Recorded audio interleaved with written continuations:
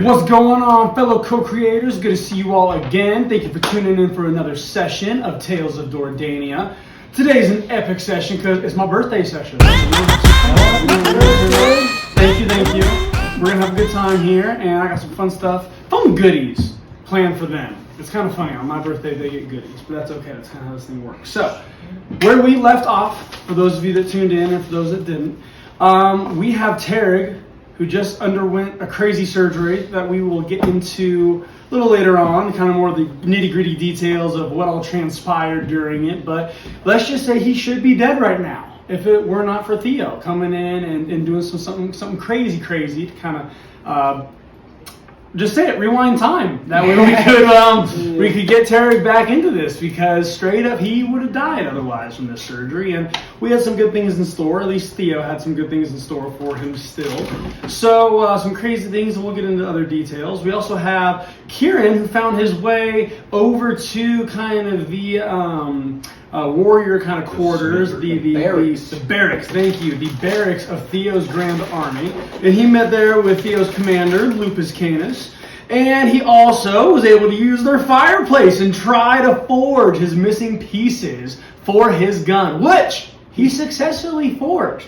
But in putting them together, he successfully failed, and it didn't go so well. So he has to make a couple pieces. I think just one main piece, just the frame, right? Fix the frame. Just have to redo a frame. He still has the other stuff intact, and he's also looking to get some training done too, kind of through battle as well. And then Behemoth, after getting his loot back and kind of, paying his debt to Ursos Arctos, kind of going throughout town, just kind of chilling right now. We'll come into where you are in a second. And dear Kai, you look a little different this session. A little bit older, a little wiser, a little blinder, right? With the glasses even too. It's just He fits the blind role better. This is again guest star Paul coming in tonight. Round of applause for guest star Paul coming in. Standing in for Kai, because Kai has homework, and that is understandable. Lame, but understandable. Now, I'm sure thank you so much for standing in. You're going to be the cool blind monk. And Kai, before you have taken control and assumed control, he was wanting to get some new gear. After finally waking up, after finally being in town, first time kind of checking out Castle Mars, the city, everything, he went into Ursos Arctos' shop. Upon, I believe, your advice to go check out some cool magical gear. He was looking for a staff, you see. And he found not only one, but a couple of very, very cool enchanted staffs in Ursos' belongings. Unfortunately, and I checked even today in the footage, he failed 3 persuasion checks. There's not much more I can do when you fail 3 persuasion checks. And on top of that, at the end, insult and try to intimidate and kill Ursos' pet parrot. There's not much more he can do than literally force push you out of his shop about 30 feet into the street, knocking you unconscious. Those are poor choices. And that's what unfortunately happened to Kai last time. So Kai, as we will enter into tonight's session, has just been literally thrown out of the front door of Ursos' Arctos shop, Gems and Glory, and 30 feet into the middle of the street there. And as he lands, it's dark, worse than before. He's already blind. That's hella blind. The dude is unconscious, and he just had head surgery as well, so that could play in here as well. And Behemoth, you actually are just walking up, about to pass through the line of fire, that his body just came flying out of the shop, and he almost hits you. Literally, if it were not for your kind of smaller stature and just keen sense of glee and just joy and happiness and awareness of things going on around you right now, Life is good. You would have been smacked by this dude's body, full on. You would be on the ground next to him. Luckily though, you've just seen everything, and since you're unconscious currently, what would you like to do, Behemoth? Well, I'd like to check on the unconscious person and make sure he's alive. Walk on over there, bro. Go check on him. And as Behemoth went to check on Kai, and after he got force pushed out of the shop, he did realize that Kai was alive, and so he just decided to pick up his foot and kind of drag him through town. Before, however, he did step into Ursos' shop to kind of get Ursos' side of the story, as well as ask Ursos where he got his pet parrot. Ursos informed him that it was at an enchanted pet shop in the land of Law. And the reason that Behemoth is inquiring about this is he feels the connection to animals and nature after reading his book of animal handling, and he really, really would like a pet. So he's trying to get some information on that. And after getting that information, he continues then to drag Kai's body up to the front gates of Theo's castle. And luckily, he runs into his buddy Construct. And as he does, he says this. What did I say? I hate Construct. This is, a pal I found. Although he made some poor decisions. He was the one we picked up when you first entered town. Yeah, he made even worse decisions now. So now he needs some help. He needs like a nurse or something. He's yet unconscious again. Yeah, he needs a bed at least. By his own doing? Or Oh yeah, this was all his own fault. I lost to him. Fair enough. Has his head been injured? It would appear so. He flew quite a ways across the street. It was a pretty bad move. As you're kind of saying all this stuff, he kind of motions to the vampire next to him. He kind of runs over and grabs Kai's kind of corpse from you and kind of takes him into the castle. I appreciate it. I will let Theo know that you brought him by. Anything else I can do for you, Behemoth? Yeah, is Natiri home? She is, but she currently is busy. How busy? I mean, she's in her study right now. I might not want to push the issue. Well, I'm gonna head over to Lou's. And Construct, you want to join me? I mean, you're working. But... Currently on duty.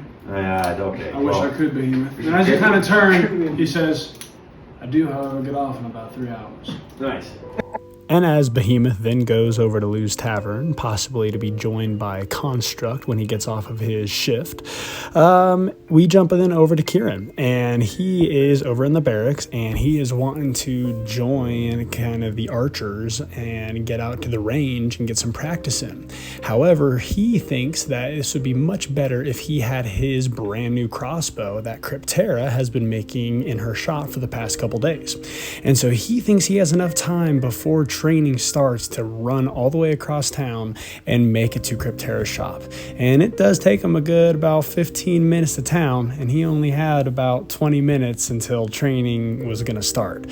So he's a little late, but he does wind himself up to Cryptera's shop, and he kind of bursts through the front doors, knocking a couple deep gnomes out of the way. And as he does, out of breath, Well, Cryptera! You're just kind of breathless, right? You see, like, everybody, and last time you were here, everyone's hustling and bustling, and they still are, but as you enter in this flurry, Just look at me. stand still, stop, like, just on a dime, just everybody, What does that mean? like, everyone has stopped, like, hammering things, like, hammers are literally, like, half position, everyone stopped doing stuff, like, the forgery has stopped, like, smithing, like, everything has just... Awkward. And you see kind of Cryptera kind of come forward. Hey, what's everyone talking? Go back to work. What is this? Hey, you're the little guy. You need the crossbow, right? Yes, yes I do. Give me a second. I'll bring it right up for you. And he kind of, she kind of goes back and comes back around from the back room. She has a crossbow, and it's in a very nice box, kind of similar to how you saw Terrence presented. This box, however, has kind of like what looks like kind of an etched out hat, similar to your kind of top hat, right in the kind of center on top of the box. And it looks like she almost put a little bit of like a gold inlay and actually like poured like some hot gold and actually like cast some gold into like the cover of this box. There's a little bit of trim work around it as well, and it looks like pretty well detailed. There's a nice latch on it too, and she kind of hands it to you. Alrighty there, it was a real fun pleasure working on the project. I appreciate it. I believe you've already paid me, so in addition, I went ahead and I included 10 volts for you, alright? They're in the box as well. Thank you. Bonus. I appreciate it. So yeah, 10 volts. Okay. Cool. Have we gone over damages and stuff like that for your crossbow? Not yet, right? No. This is your first time picking it up. Yeah. Alrighty, here we go. So, you get a +2 to hit when you are attacking at a minimum of 20 feet. So at least 20 feet back, you get a +2 to hit. Okay. Okay? For your damage, you're going to do with these bolts that she gave you, okay? These are a little more special bolts than the usual ones. With these bolts, you're going to do 2d8. Okay. It's birthday night. And as Kieran checks out his new crossbow and is very appreciative of Cryptera's amazing craftsmanship, he then has a question that he presents to her. Wait, Katera, I need your special help or something. As you turn back around into the shop, what do you want? I got a busy day. I don't know if I can really help you. I need you on a special project. What can I do? I need a blunderbuss gun frame. Ah, you're one of the trigger happy ones. But here's the thing, okay? I don't have much money. So I need it fast. I do work for favors. I will get you whatever you want. I gotta go traveling soon anyway. You just tell me where to go. I got you. And as Kieran presents this question to Cryptera, he rolls for persuasion. Meanwhile, she asks a couple more questions about why he is seeking this style of a weapon and if a blunderbuss is truly the weapon he is looking for. And Kieran lets her know that it is exactly the weapon he desires. And so they end up talking a little further, and she lets him know it's going to be a little expensive. Up until now, Theo has actually banned this style of weapon from being used in all of Alacardia. And so there's only really maybe a handful of people who even know about gunsmithing and about gunpowder in this realm as well. I mean, we're talking maybe 4 or 5 people here. And so she tells him it'd be a little hard to come by, but she can make it happen. It would also take about a week for her to make this item for Kieran. And Kieran tries to drive the price down with trading in some goodies he has, but he just can't seem to drive the price low enough. So he exits the shop trying to go throughout town to find some more goodies and something or some way he can afford this blunderbuss, realizing as soon as he leaves that he has gunframe parts in his backpack. So he re-enters the shop for a third time and... One more thing, Cryptera. What do I gotta do to get rid of you? My goodness, people are trying to work here. What can I do? I got gun parts for you. Eric, I got gun parts for you. Maybe that will reduce the cost a little bit. What have you made? Compared? I've got the barrel. I've got the trigger mechanism. I've got the nice detailed stock. This is but the frame. I got the detailed stock. Basically everything but the frame. And after listing off all of these pieces that Kieran does have, Cryptera checks them out, lets him know that, honestly, they're not as good as Kieran thought they might have been, but she can smooth them out and she can use them, and it would reduce the price significantly.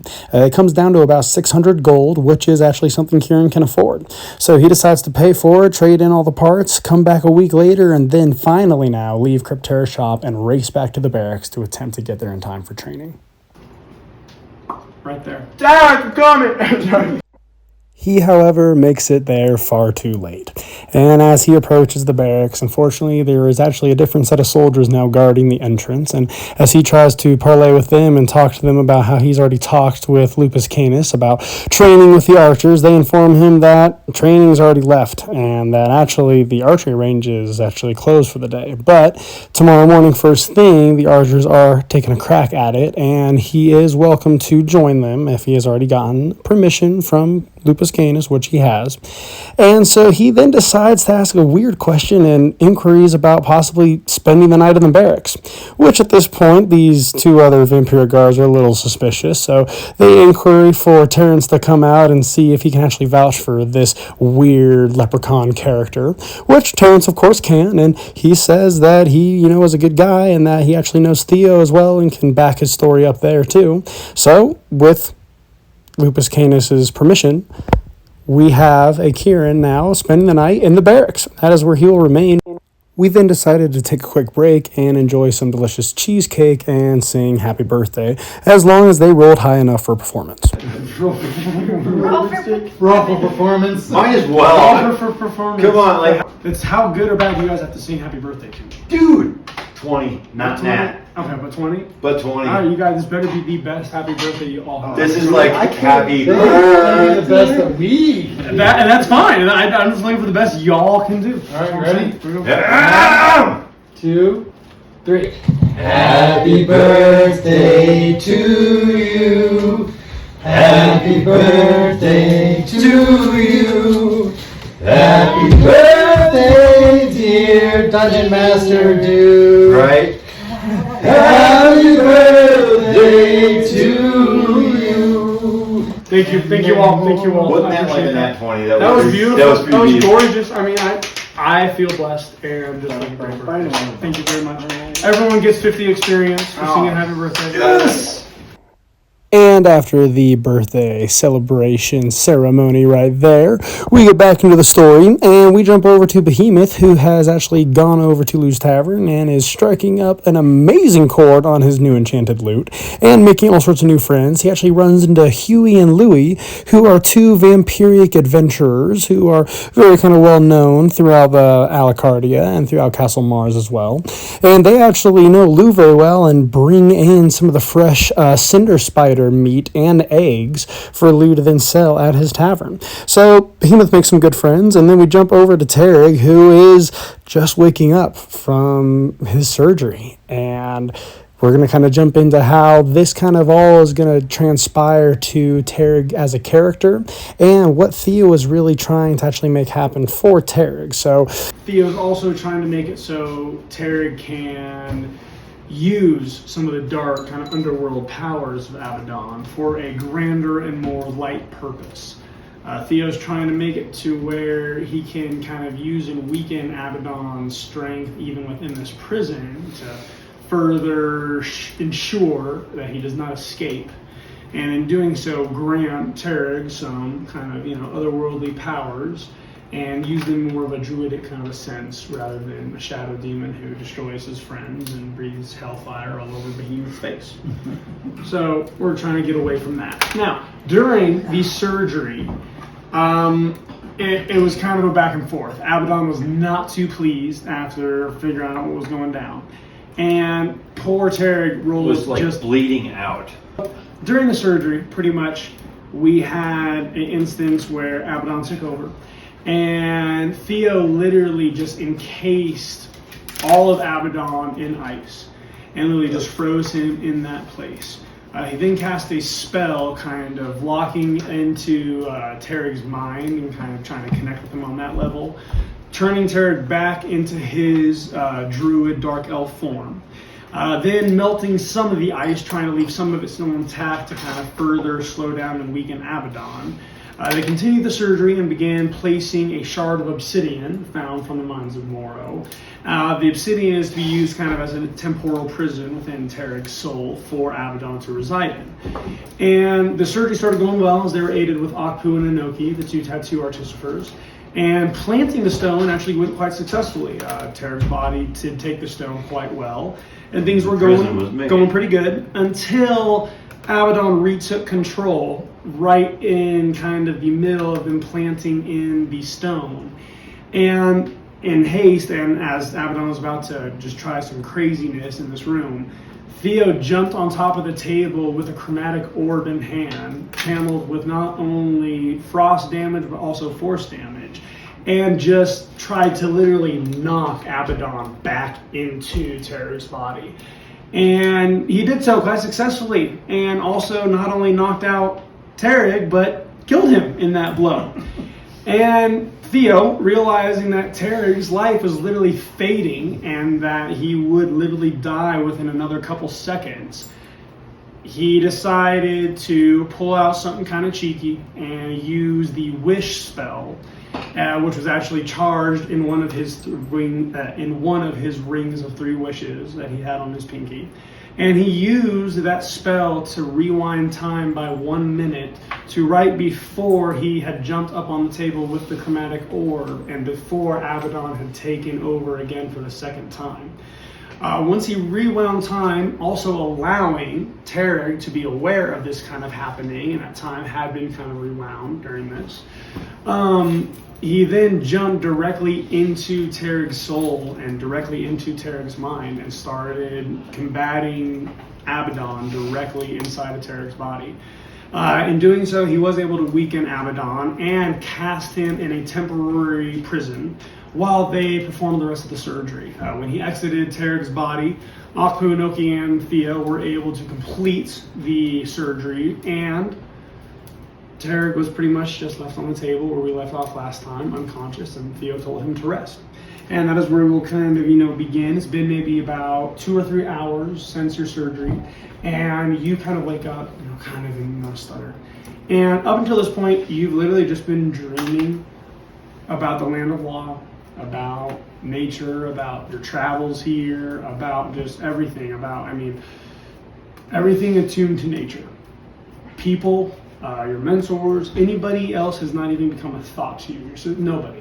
You're focusing purely on nature itself, purely on the green, purely on the forest, purely on the woods, the creatures.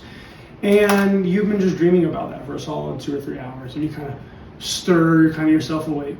And you as you're looking around, he sees Theo standing with Akpu and Inoki kind of in the corner, kind of discussing the surgery that just transpired. And Theo actually notices Tarek, as he wakes up and tries to attempt to sit up, seeing the obsidian now shard placed in the center of his chest, and just seeing how it's literally merged and almost bonding now with his skin.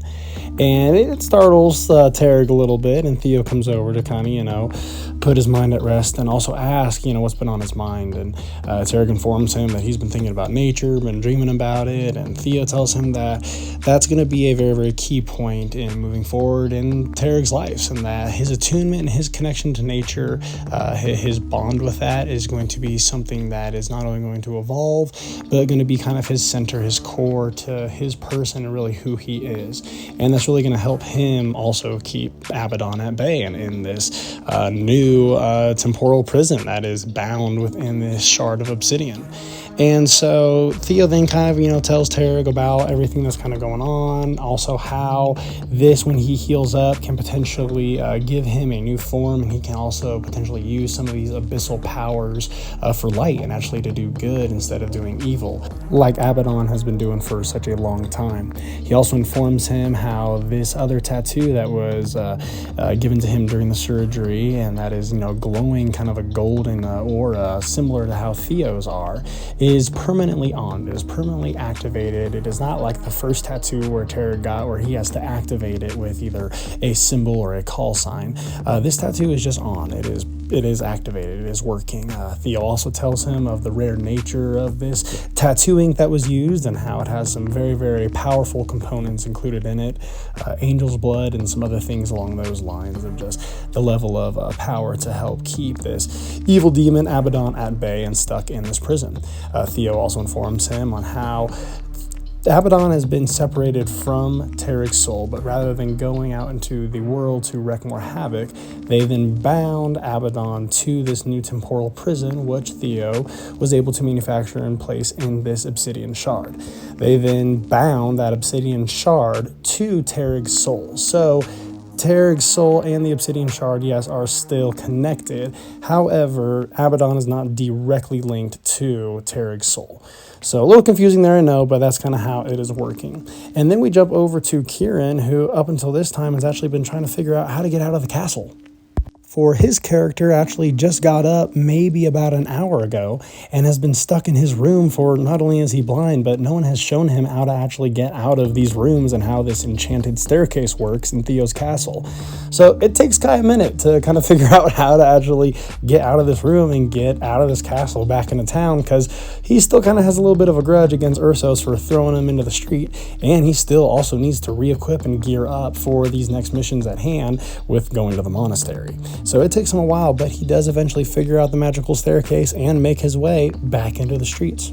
Just chilling in the Thank you guys all for coming in. Thank you everybody for checking out another session of Tales of Dordania. Seeing what we got going on here on the special edition birthday session. Thank you, Paul, for guest starring. I appreciate it, my dude.